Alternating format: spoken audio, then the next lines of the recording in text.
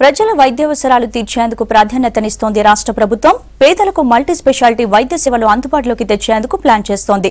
హైదరాబాద్ నలువైపులా ప్రధాన హైవేల దగ్గరలో 4 మల్టీ స్పెషాలిటీ హాస్పిటల్స్ నిర్ణయించింది. అయితే అందుకు సంబంధించి ప్రతిపాదనలు రూపొందించాలని అధికారులను ఆదేశించింది.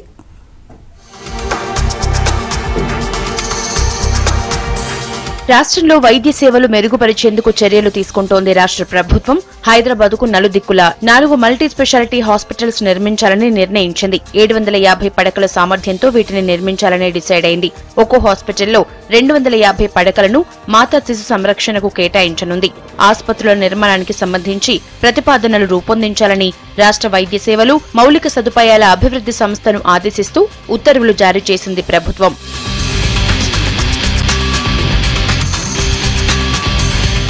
రాష్ట్రంలో ప్రస్తుతం ఉస్మానియా, గాంధీ రెండే ప్రధాన హాస్పిటల్స్ ఉన్నాయి. వీటిలో 1100 చొప్పున పడకలు ఉన్నా రోగులకు సరైన వైద్య సేవలు అందటం లేదు. పరిస్థితి తీవ్రతను గుర్తించిన ప్రభుత్వం భవిష్యత్తు అవసరాల కోసం హైదరాబాద్ నలుమూలలా 4 మల్టీ స్పెషాలిటీ హాస్పిటల్స్ నిర్మించాలని నిర్ణయించింది.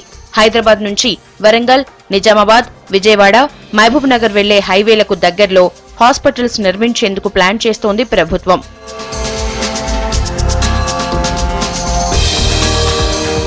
హాస్పిటల్స్ కోసం గచ్చిబౌలిలో 14 అంతస్తుల భవనాన్ని, రంగారెడ్డి జిల్లా గుర్రంగూడ, సరూర్ నగర్, ఎల్బీ నగర్ పరిసరాల్లో ఇప్పటికే స్థలాలు పరిశీలించి సీఎం కేసీఆర్ కు నివేదిక సమర్పించారు మంత్రి లక్ష్మారెడ్డి.